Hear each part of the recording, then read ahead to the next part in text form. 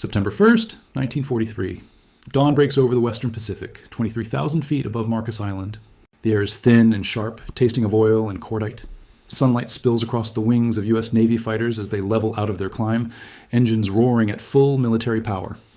Inside one of those cockpits sits Lieutenant Commander Edward Butch, O'Hare's replacement generation, men who grew up reading headlines about Coral Sea and Midway, now gripping the controls themselves.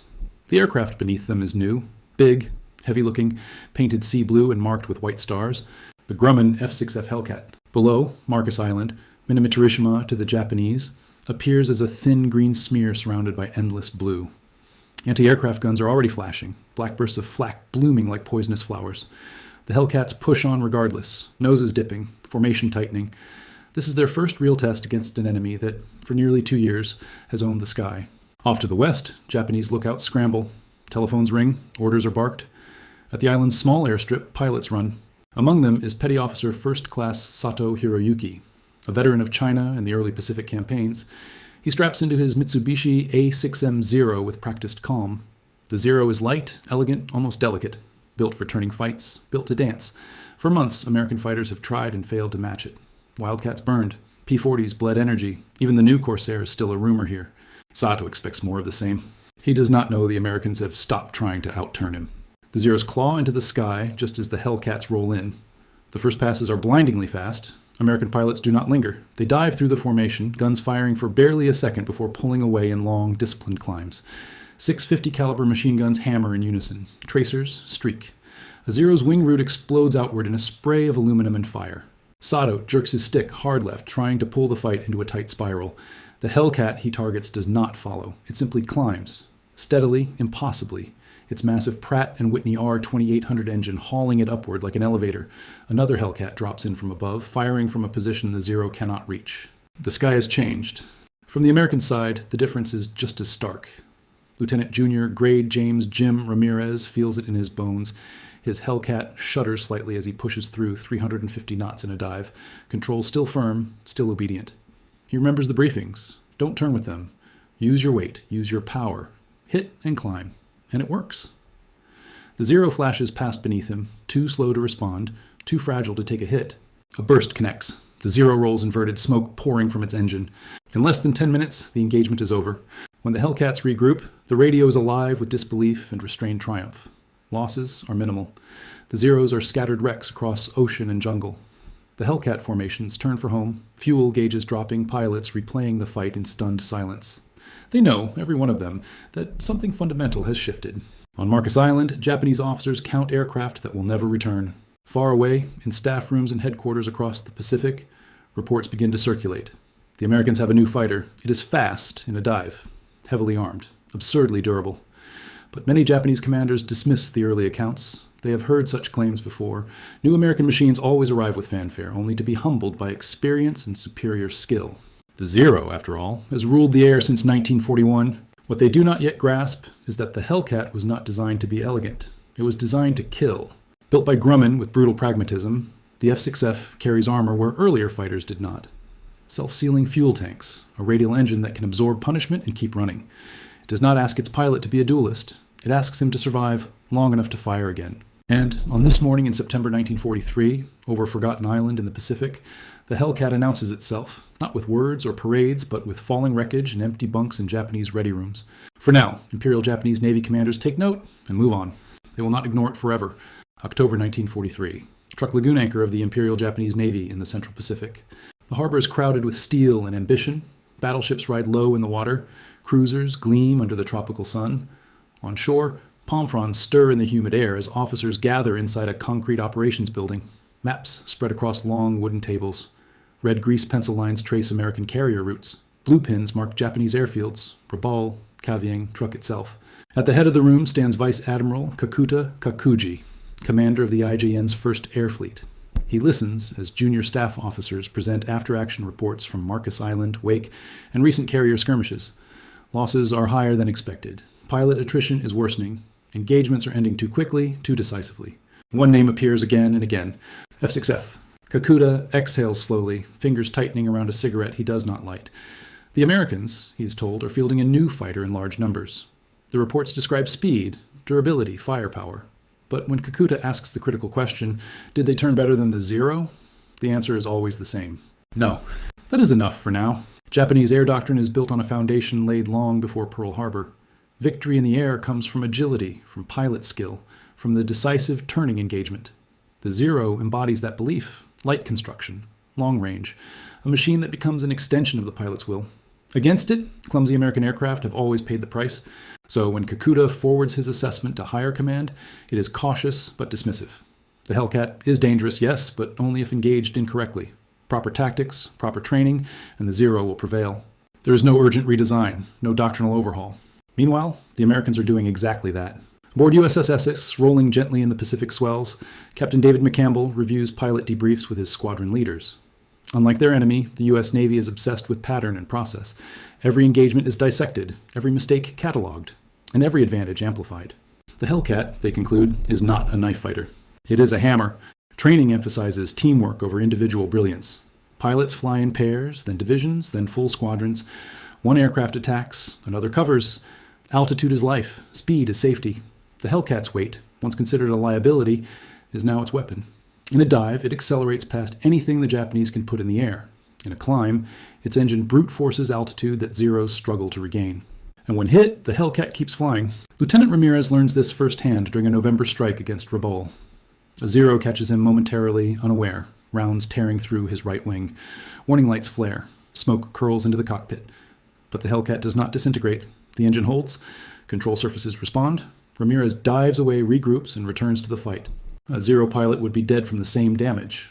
Back at Truk, Japanese mechanics work tirelessly to keep aging aircraft serviceable. Replacement parts are scarce. Fuel quality is declining.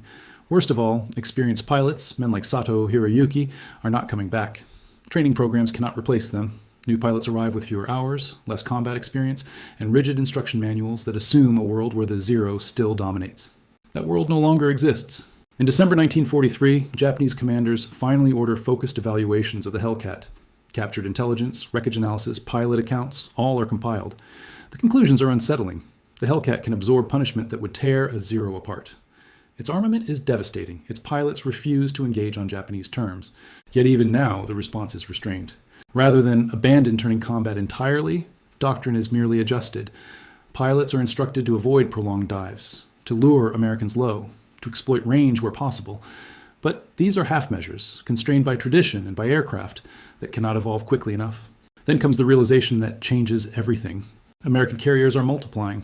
By early 1944, Hellcats are not appearing in handfuls. They are arriving by the hundreds.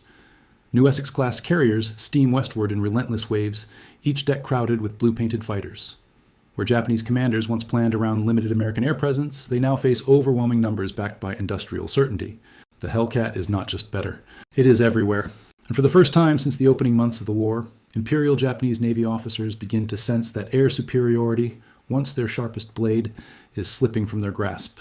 Still, many cling to hope. A decisive battle, a clever ambush, a moment where Japanese spirit and skill will reassert themselves. That moment, they believe, is coming. They do not yet know its name. June 19th, 1944, the Philippine Sea, just after sunrise. The ocean is unnaturally calm, a flat mirror stretching to the horizon. Above it, American carrier decks come alive with motion. Deck crews in colored jerseys sprint between aircraft. Engines cough, then roar. Propellers blur into translucent discs as Grumman Hellcats inch forward, wings folded out like the limbs of some massive mechanical insect. On USS Lexington, Commander David McCampbell tightens his gloves and looks ahead, jaw set. He has flown combat since Guadalcanal. He has watched friends die in underpowered Wildcats. Now, as his Hellcat rolls toward the bow, he feels something new, confidence bordering on inevitability. The signalman points. McCampbell shoves the throttle forward. The Hellcat surges, deck falling away, the aircraft heavy for a heartbeat before the wings bite the air and lift him cleanly into the sky. One by one, dozens follow, climbing in wide spirals to form a layered shield above the fleet. They are not searching for the enemy. They are waiting for him. Hundreds of miles to the west, the Imperial Japanese Navy launches its own strike. Zeros, Judies, and Vals claw into the morning sky, packed tightly, engines straining under bomb loads and drop tanks. Many of the pilots are young, faces barely hardened by combat, training hours counted in the dozens rather than hundreds. They have been told this is the decisive battle. They have been told the Americans will finally be crushed. Radar aboard the American carriers tells a different story. Contacts appear as blips on a green scope. Massive, slow-moving, unmistakable. The call goes out. Enemy aircraft inbound. Hellcat squadrons adjust altitude, stacking themselves like steps in the sky. High cover waits above 25,000 feet. Mid-level fighters hover lower. Below them all, the fleet steams on, flak guns tracking skyward. When the Japanese formation crests the horizon, it looks like a dark cloud rolling over the sea. Then the Hellcats fall. McCampbell pushes his nose down and the world accelerates. Air screams over the canopy, the altimeter spins. He picks a target, a Zero straining to hold formation, and fires a short, controlled burst. 6 machine guns hammer. The Zero disintegrates, pieces flung outward as if struck by a giant fist. He does not slow, he does not turn. He climbs. All across the sky, the same scene unfolds. Hellcats slash through Japanese formations in disciplined high-speed passes. They attack from above, then disappear upward again before escorts can respond. Zeros attempt to pursue, but stall out, engines screaming, pilots helpless as their prey climbs beyond reach. Bombers lose cohesion, drop tanks fall away, formation leaders vanish in fireballs. Japanese radio channels dissolve into panic. Petty Officer Second Class.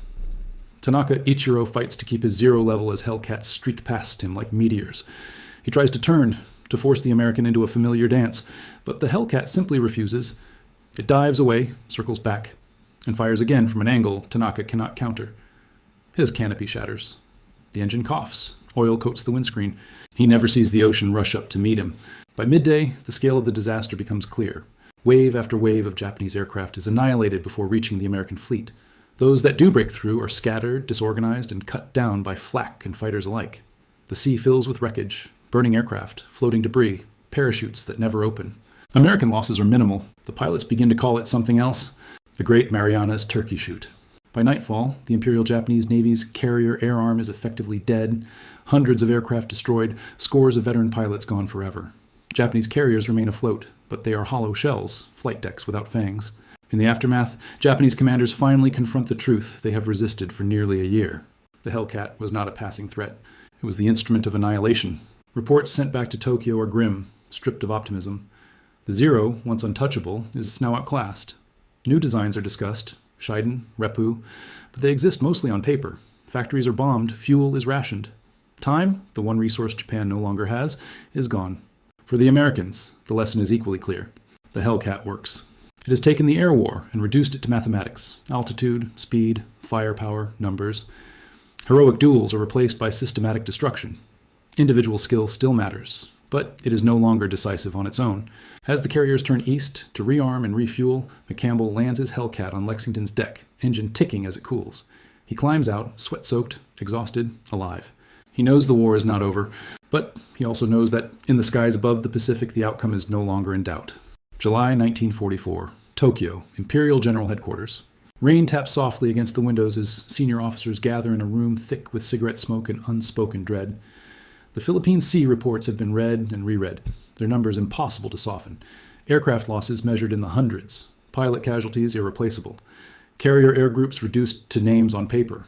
Across the table, an intelligence officer speaks quietly, almost apologetically. The American F6F fighter accounted for the majority of enemy victories. No one argues. For the first time since 1941, there is no counter-narrative ready, no confident assertion that better tactics or renewed spirit will reverse the trend. The Hellcat is no longer an unknown quantity or a misunderstood threat. It is a proven executioner. Vice Admiral Ozawa Jisaburo, fresh from the disaster, sits in silence. He knows what the reports do not fully capture, that many of the pilots lost were barely trained, thrown into combat because there was no alternative. The Hellcats did not just destroy aircraft. They erased the future of Japanese naval aviation. Out in the Pacific, the consequences are immediate and brutal. American carrier task forces move with near impunity. Hellcats sweep ahead of amphibious landings, shredding what little opposition rises to meet them. Over Guam, Saipan, and Tinian, Japanese fighters climb to intercept and are cut down in minutes. The pattern is always the same: high-speed passes, devastating fire, relentless pursuit until fuel or targets run out. The Zero, once a terror, is now prey. On Guam, in August 1944, Sergeant Major Nakamura Keiji watches helplessly from the ground as Hellcats strafe the airfield.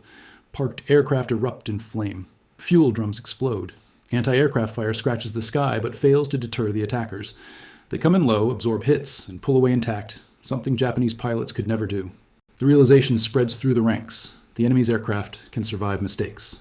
Theirs cannot. Japanese engineers scramble to respond. Armor plating is added to existing designs, but it robs them of the agility they rely on. Heavier guns strain airframes never meant to carry them. Engines are pushed beyond safe limits, sacrificing reliability for performance. Each fix creates another problem. Meanwhile, American factories produce Hellcats in staggering numbers. More than 12,000 will roll off assembly lines before the war ends. Fresh pilots arrive, with standardized training, combat-proven tactics, and an aircraft that forgives inexperience. The imbalance becomes crushing. By late 1944, Japanese commanders no longer expect to win air battles. They hope only to delay, to disrupt, to extract some cost from the American advance. It is in this atmosphere that a darker idea takes hold. If Hellcats cannot be beaten, they must be overwhelmed. Special attack units, Tokutai, are formed. Young pilots are briefed not on how to fight, but how to die. Even here, the Hellcat plays its role. It patrols the fleet perimeter relentlessly, cutting down kamikaze aircraft before they can reach their targets. Many still get through, but far fewer than planners intend. The Hellcat is everywhere. Over the Philippines, over Formosa, over Iwo Jima. Its presence is so constant that American ground troops come to see its silhouette as a promise of survival. When Hellcats appear overhead, enemy aircraft vanish. For Japanese pilots like Sato Hiroyuki, one of the few veterans to survive into 1945, the change is devastating.